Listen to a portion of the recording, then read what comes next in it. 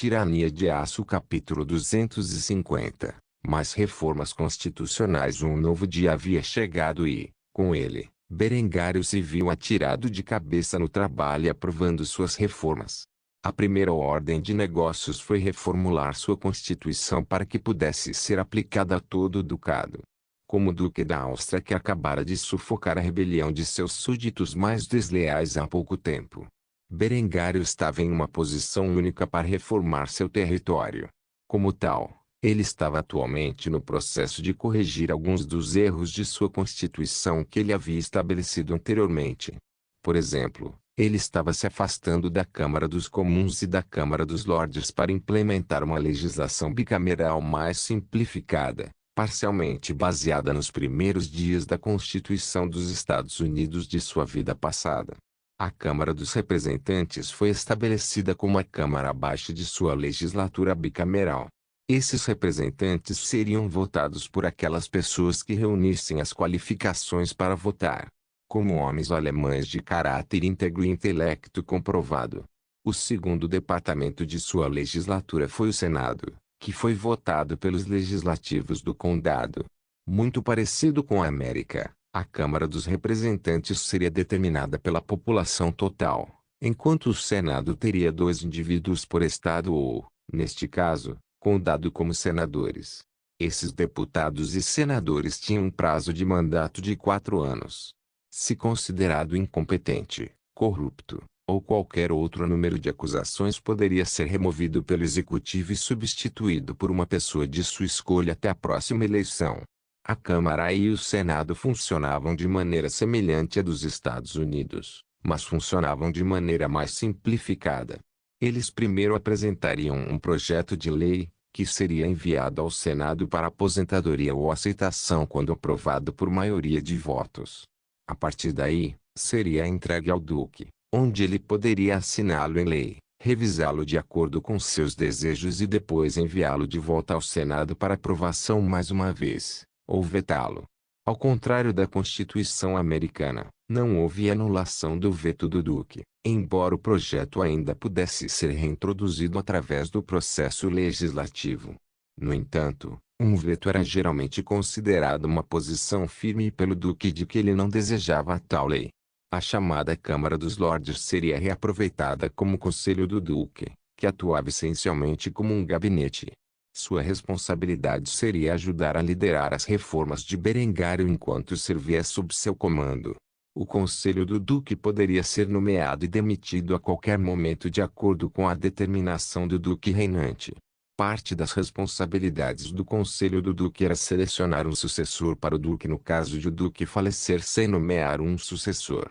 O processo para isso foi votar em membros elegíveis da dinastia von Kufstein para o cargo. Quem teve mais votos foi escolhido. Tratava-se de um sistema à prova de falhas, estabelecido para que o sucessor mais competente fosse escolhido no caso de falecimento do Duque antes de selecionar o melhor candidato de sua dinastia para substituí-lo.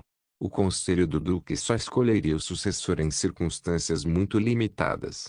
O poder executivo do governo era governado pelo Duque em nível federal, já em nível estadual e local, o nobre reinante do território atuaria como governador. Eles ainda precisariam introduzir uma forma localizada de governo, como um legislativo estadual e um sistema judicial, para ajudá-los em seu reinado. A nobreza que governava seus territórios foi autorizada a continuar a fazê-lo como governadores, embora as leis de sucessão que se aplicavam ao duque também fossem aplicadas a todos os governadores. Isso foi para garantir que a pessoa mais competente fosse selecionada como governador de sua região. É claro que cada duque tinha poderes executivos, o que lhes permitia aprovar legislação sem a aprovação das legislaturas federal e municipal. No entanto, estes poderiam ser revogados com a mesma rapidez pelo próximo duque. Isso foi para garantir o poder político de Berengário e seus descendentes para que eles não se tornassem apenas mais uma figura de proa impotente. Com os poderes legislativo e executivo refinados, o poder judiciário foi mais elaborado e baseado na República Americana da vida anterior de Berengário, com uma Corte Suprema, que determinava o que era legal com base na Constituição. Tal como acontece com todos os juízes, esses juízes da Suprema Corte foram nomeados pelo Duque e serviram por toda a vida. No entanto, se o Duque determinasse que eles não cumpriram seus deveres de acordo com a lei e, em vez disso, operavam em alguma forma de agenda pessoal, ele poderia removê-los e substituí-los. Este sistema constitucional permitiu alguma aparência de liberdade, mantendo ainda o controle significativo do governo nas mãos de Berengário e sua dinastia. Ao fazê-lo, criou uma monarquia semi-constitucional, como na prática, Berengário ainda tinha o poder de efetivamente tomar qualquer decisão que quisesse e poderia colocar o governo a seu favor. Ele também manteve uma postura estrita de um eleitorado pequeno e inteligente composto por homens alemães de sangue puro e cumpridores da lei, impedindo qualquer influência estrangeira em suas eleições, pois a minoria não alemã não tinha direito a voto. Mantendo assim a ideia de uma pátria alemã unida para os próximos anos. Claro, ele mais uma vez permitiu um período de transição de 10 anos, onde ainda governava como monarca absoluto. Este período de transição pode ser prorrogado pelo Duque, se necessário. Dessa forma, ele poderia assimilar lentamente seu território em seu novo estilo de governo. Depois de redigir essas reformas constitucionais, Berengário suspirou pesadamente. Ele havia gasto muito tempo e esforço revisando sua Constituição. Também provavelmente mudaria no futuro, quando ele passasse de duque a rei, a imperador. Por enquanto, este era o melhor esforço que ele poderia fazer. Com isso, Linde chegou ao seu quarto e colocou uma jarra de cerveja na mesa de Berengário, e em suas próprias mãos estava uma taça cheia de leite. Ela deu uma olhada nas reformas e notou a expressão exausta no rosto de seu amante. Feito isso, suspirou antes de comentar o trabalho de Berengário. Você percebe que quando a notícia disso se espalhar, os ducados e reinos vizinhos ficarão ainda mais chateados com você do que estão atualmente. Você está revisando sozinho séculos de governança em algo que novo que retira grandemente o poder da nobreza. Para isso, Berengar riu enquanto agarrava o rosto perfeitamente formado de Linde antes de expressar suas opiniões sobre os assuntos em questão. Claro, a nobreza perde a capacidade de convocar tropas, emitir sua moeda e possuir todas as terras. No entanto, eles ainda atuarão como governadores de fato de seu território e terão mais riqueza do que antes quando minhas reformas entrarem em vigor. No momento, a maioria dos nobres ganha sua riqueza tributando os camponeses pobres. Com a era industrial sobre nós, os negócios vão crescer e as mercadorias serão vendidas. As pessoas comuns ficarão mais ricas e comprarão belas casas. E a moeda que eles usam para comprar a terra para construir essas casas irá para as mãos da nobreza, que atualmente possui essa terra. Não é como se eu estivesse tirando todas as terras dos nobres deles. Eles ainda terão vastas extensões de território e mais do que compensarão a perda de terras com participações nos negócios que devem se espalhar pela Áustria nos próximos anos. Os nobres podem não ter toda a riqueza do ducado em suas mãos, mas serão mais ricos do que eram antes, e isso é tudo o que importa. Quando os reinos vizinhos perceberem que a nobreza do nosso reino é mais rica do que eles ficarão com inveja e rancor. Eles podem nos atacar, mas temos o poder da indústria do nosso lado, e seus exércitos feudais já provaram não ser páreo para o meu exército profissional. Ao ouvir o discurso prolixo de Berengário sobre a proximidade, Linde arregalou os olhos ao imaginar como seria. Ela admirava muito a visão de Berengário para o futuro e o quanto ele estava disposto a ir para alcançá-lo. Assim, ela envolveu seu amante com os braços, e olhou para o último rascunho da Constituição, e fez outra pergunta que estava em sua mente. No final, todo o poder está em suas mãos, não é? Todo o resto é apenas um ardil para apaziguar os plebeus e os nobres. De acordo com esta Constituição, você pode substituir qualquer um que você não goste no governo com alguém que o apoie. A isto, Berengário sorriu e tomou um gole da sua cerveja. Depois de fazer isso, ele pensou profundamente por algum tempo antes de responder. Não se pode confiar na pessoa média qualquer aparência de poder político. Mesmo que eu alfabetizasse minha população, as massas nunca entenderiam o funcionamento interno do governo. Inevitavelmente, votaram no poder pessoas que prometem dar-lhes os maiores benefícios à custa da nação. Com isso, a corrupção tomará conta da sociedade, e a nação cairá lentamente em colapso total. Somente mantendo um eleitorado educado e inteligente pode um governo de estilo republicano genuinamente prosperar. No entanto, quanto mais alfabetizadas as pessoas se tornam, mais elas vão querer representação. Assim, se eu tentar manter todo o poder como um déspota, inevitavelmente haverá uma revolução. A criação de um império duradouro é construída com base em compromissos. Com isso, espero fazer um sistema duradouro onde nossos descendentes mantenham o poder, e aqueles inteligentes o suficiente para entender como o governo funciona sejam aplacados com a representação adequada de seus interesses. Ao ouvir isso, Lindy acenou com a cabeça e um sorriso malicioso apareceu em seu rosto. Em outras palavras, o Duque sabe melhor, certo? A isso, Berengar riu antes de responder. Eu suponho que você poderia dizer isso.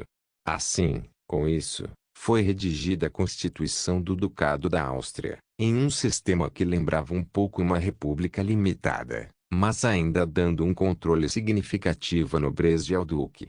Berengário redigiu cuidadosamente uma constituição que, segundo ele, limitava os efeitos negativos das repúblicas constitucionais e das monarquias, mantendo um grau significativo de controle para si mesmo e sua dinastia. Tirania de Aço capítulo 251 Preocupações de Adela dentro da cidade de Graz. Nas profundezas do seu castelo, estava uma jovem em plena adolescência.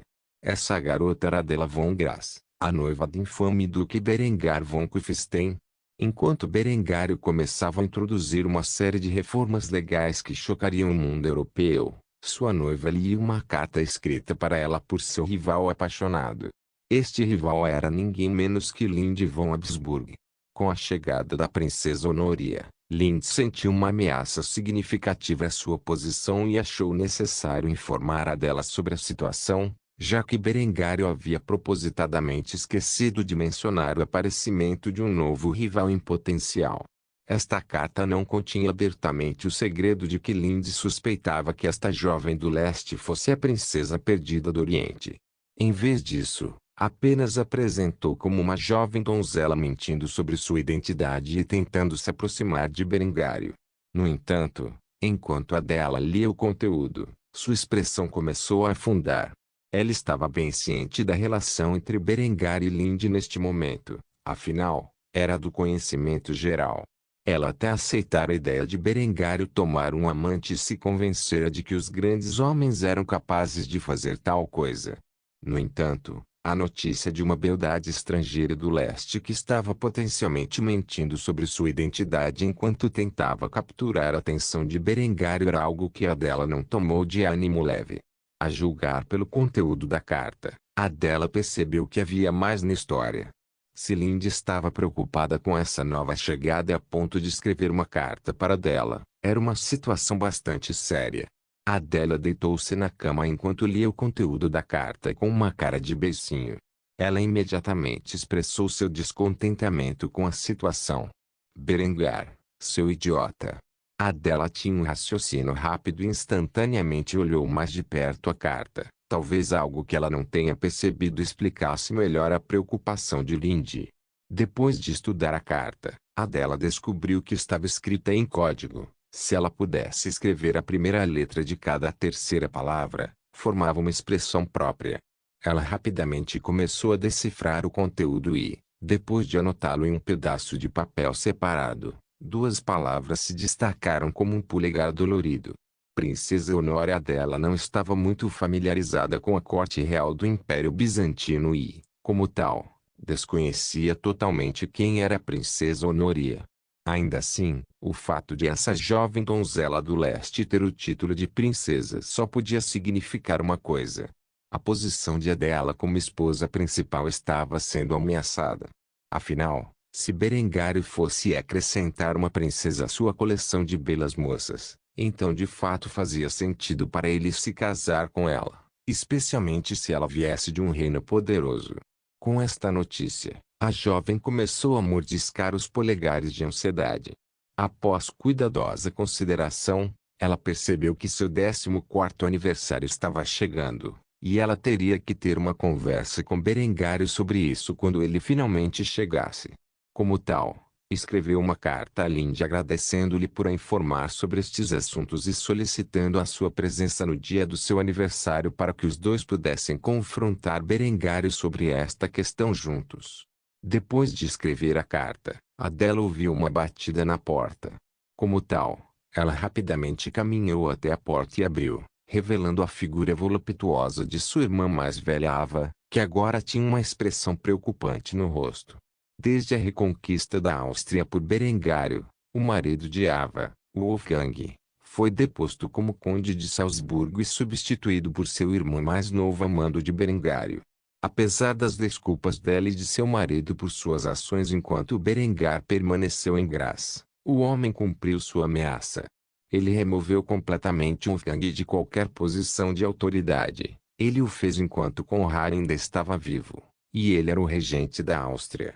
Desde então, Wolfgang e Ava se mudaram permanentemente para Graz a mando do novo conde de Salzburgo. Afinal de contas, o homem nunca poderia perdoar seu irmão mais velho por abandonar sua terra natal e fugir de Steiermark enquanto Salzburgo estava envolvido na guerra. Desde então, Ava e seu marido se humilharam e, com Adela sendo a noiva do novo duque da Áustria, Ava não a encontrou mais para o conflito diário. Em vez disso, ela começou a rastejar aos pés de Adela para que a jovem pudesse convencer seu futuro marido a restaurar a posição de Wolfgang. Assim, depois que Adela viu Ava em sua porta, ela começou a suspirar e balançar a cabeça enquanto fazia Ava pergunta em sua mente. E agora, Ava? Estou um pouco ocupado. Ava percebeu que Adela estava angustiada, o que era incomum para a garotinha que geralmente era tão cheia de vida. Como tal, ela instantaneamente viu isso como uma maneira de bajular sua irmã mais nova. Assim, Ava fez uma fachada preocupada e respondeu à pergunta de Adela com outra. Pequena Adela, está tudo bem? Você parece bem chateada. Embora Adela soubesse quais jogos Ava estava jogando, ela honestamente não se importava, pois seria bom desabafar suas frustrações com alguém. Como tal, ela abriu a porta e permitiu que Ava entrasse no quarto antes de se sentar na cama e abraçar o travesseiro. Uma princesa está visitando Berengário, e temo que ele tente se casar com ela em vez disso. Ava ficou bastante chocada com isso. Quando ela tentou seduzir Berengário, ele não prestou atenção aos seus encantos naturais. Assim, ela também ficou bastante chateada quando soube que alguma outra mulher havia começado a tentar agarrar o amado noivo de sua irmãzinha. No entanto, ela escondeu sua fúria interior e tentou consolar a dela em vez disso. Uma princesa, hein? Que princesa? Você sabe o nome dela e de que reino ela é? Ao ouvir isso, Adela apenas balançou a cabeça antes de responder à irmã enquanto olhava para o chão. Eu nunca ouvi falar dela antes. Você sabe quem é a princesa Honoria? Ava teve que pensar sobre isso por alguns momentos antes de uma luz brilhar em seus olhos, e ela se lembrou de onde tinha ouvido o nome. Onde você soube que a princesa Honoria visitou Berengário? Isso não deveria ser possível, que eu saiba. Existe apenas uma princesa com esse nome, a princesa imperial do Império Bizantino. Supostamente ela é uma beleza. No entanto, ela foi trancada no palácio a vida toda e está impedida de interagir com estranhos. Não há como ela ter visitado Kufstein para ver Berengar, seu pai, o imperador. Não permitiria isso. Ao ouvir isso, os olhos de Adela se iluminaram e o pavor que ela sentia começou a desaparecer. Ela pode ter lido demais na carta. Ainda assim, as chances de uma mensagem oculta como a que ela encontrou por pura coincidência eram totalmente inexistentes. Como tal, ela decidiu mostrar a carta a Ava, e depois de explicar a ela como ela descobriu o nome da princesa, uma carranca se formou no rosto de Ava enquanto ela tentava pensar no que isso significava. Eventualmente, Ava chegou a uma conclusão e começou a sugerir o que ela achava que a mensagem transmitia para sua irmãzinha. Na carta real, parece que essa garota se chama Valeria Zonara, e ela afirma que é de Antioquia. No entanto, Lind suspeita que ela esteja mentindo sobre sua identidade. A mensagem oculta pode ser o palpite que ela tem sobre ela. Identidade. Duvido muito que seja a princesa Honoria, a não ser, é claro, que ela tenha fugido de casa para visitar Berengário, mas isso é impossível, certo? Quero dizer, como ela saberia quem é Berengar? Muito menos como ela poderia chegar a Kufstein sozinha. Isso deve ser algum tipo de erro. Adela acenou com a cabeça para o comentário de Ava, fazia sentido. No entanto, ela também conhecia o personagem de Lindy bem o suficiente para saber que ela nunca entraria em pânico assim e enviaria a Adela uma mensagem criptografada com uma identidade suspeita, a menos que ela tivesse certeza de sua conclusão. Assim, os comentários de sua irmã pouco fizeram para acalmar os nervos de Adela, apesar da lógica. Depois de alguns momentos pensando sobre as coisas, Adela percebeu que não fazia sentido se preocupar com uma coisa dessas.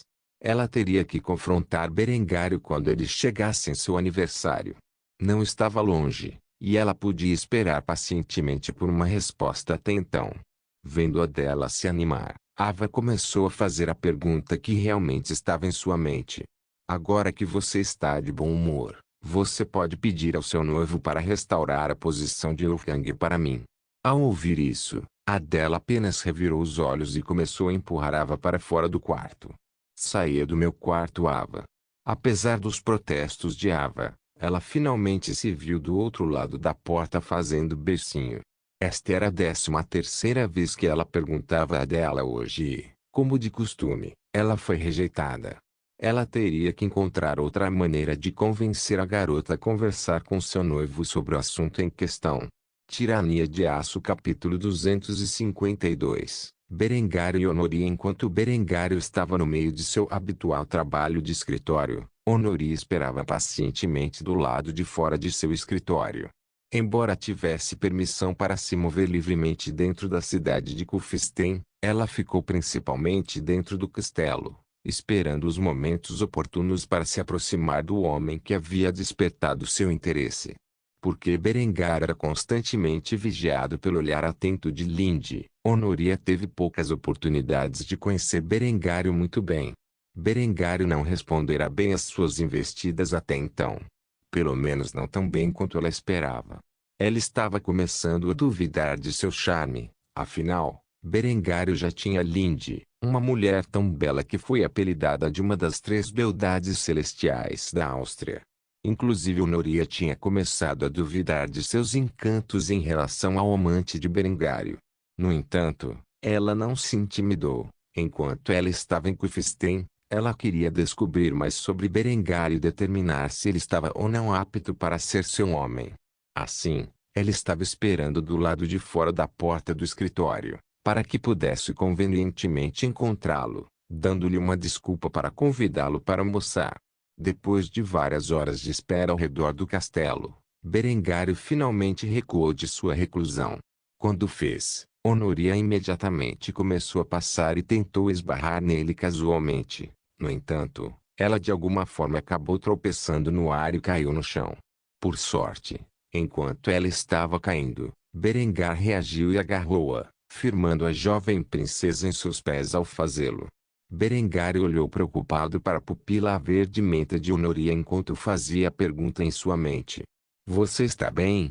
Honoria começou a ruborizar-se ao fitar o olho bom de Berengário, seu rosto encantador a fitando com preocupação, enchendo seu coração de sentimentos sobre os quais não tinha certeza. Assim, ela desviou o olhar e se desvencilhou dele, ficando de pé sobre seus próprios pés. Estou bem.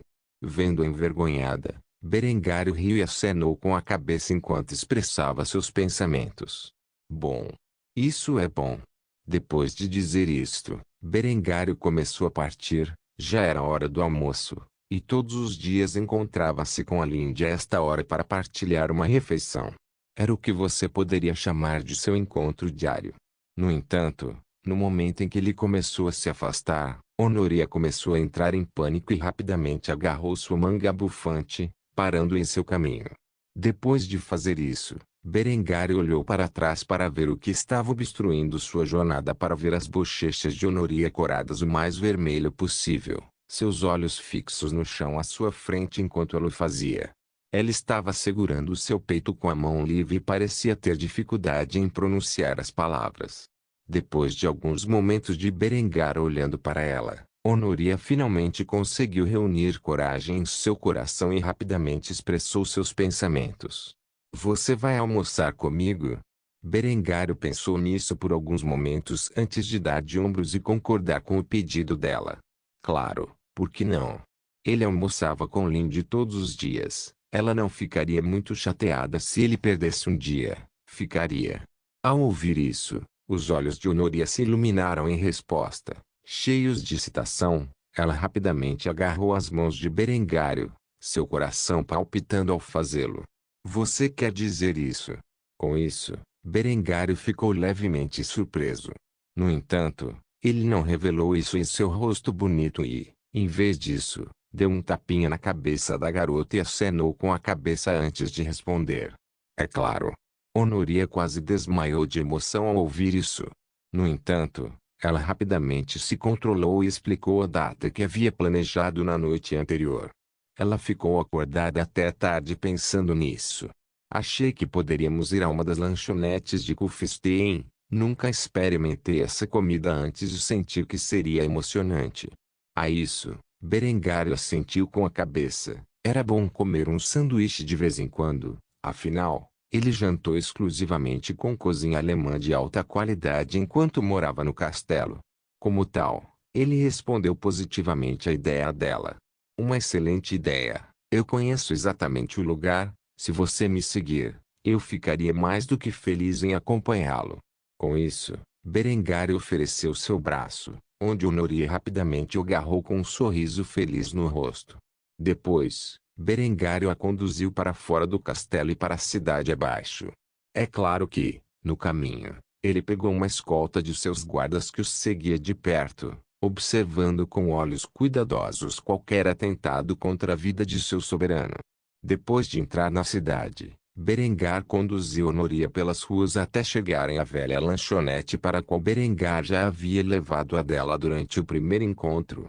A cidade cresceu exponencialmente desde então. E assim Berengário sentiu uma grande nostalgia olhando para o que era apenas um ano atrás uma pequena cidade agrícola. Ao entrar na lanchonete, Berengário percebeu que havia uma filistense. Como Berengar costumava visitar a loja no passado, ela se tornou um destino bastante popular na cidade.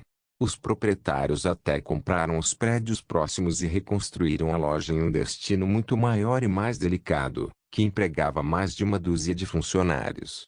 Havia refeições ao ar livre disponíveis para quem desejasse e, por ser o final do verão nos Alpes, era o momento perfeito para fazê-lo. Quem sabia quando Berengário teria outra chance de fazer uma coisa dessas? Ao entrarem na lanchonete, a fila rapidamente se abriu para o Duque e a linda garota em seu braço. As pessoas na fila imediatamente começaram a comentar sobre as mulheres desconhecidas ligadas a Berengário. Era do conhecimento geral que o Duque tinha a Lindy, mas a beleza de cabelos brancos agarrada a ele com um sorriso amoroso era uma entidade desconhecida para o povo de Kufstein. Imediatamente os homens começaram a olhar para o Duque com inveja e suspirar para si mesmos. Eles imediatamente admitiram a derrota ao se compararem ao Berengário.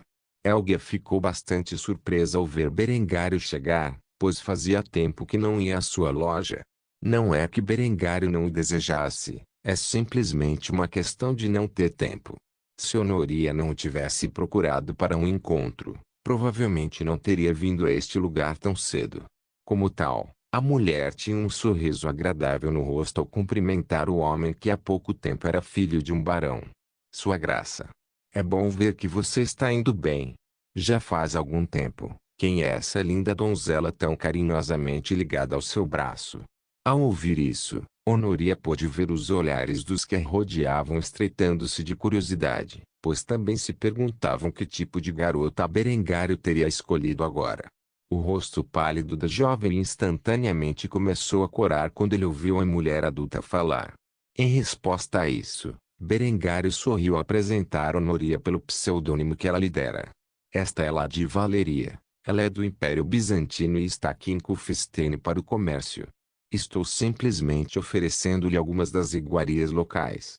Embora Berengário não a tenha apresentado como mais uma de suas garotas, os espectadores se recusaram a acreditar que Berengário não tinha a intenção de fazer de uma jovem tão bonita um membro de seu harém ducal. Afinal de contas, ele era bem conhecido como um lascivo descarado pelos homens de Kufstein, por isso todos eles invejavam muito. Helga sentiu ao ouvir isso. Ela também suspeitava de algo mais sério entre o casal, mas se Berengário não queria anunciar publicamente sua relação com a moça, estava longe de ser sua posição indagar. Assim, ela fez uma pergunta muito mais apropriada. O que posso te dar, sua graça? Berengário respondeu imediatamente com o que tinha em mente, afinal, essa comida era novidade para Honoria. Eu gostaria de uma cesta de bieroques e 2 jarras de leite fresco.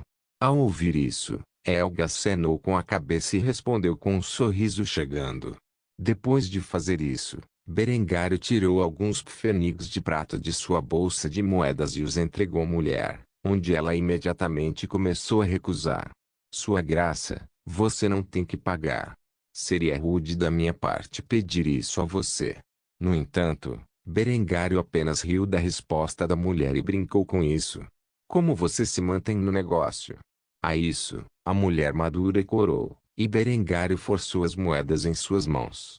Eu não posso ter você e seus funcionários trabalhando de graça só porque eu sou o duque. Você merece ser pago por seus serviços.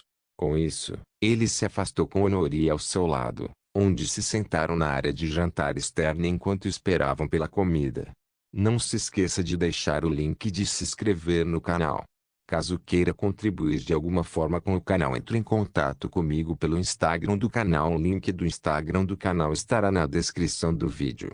Por favor, certifique-se de verificar meus outros vídeos. Tenho certeza que você vai gostar deles. Solem irmãos.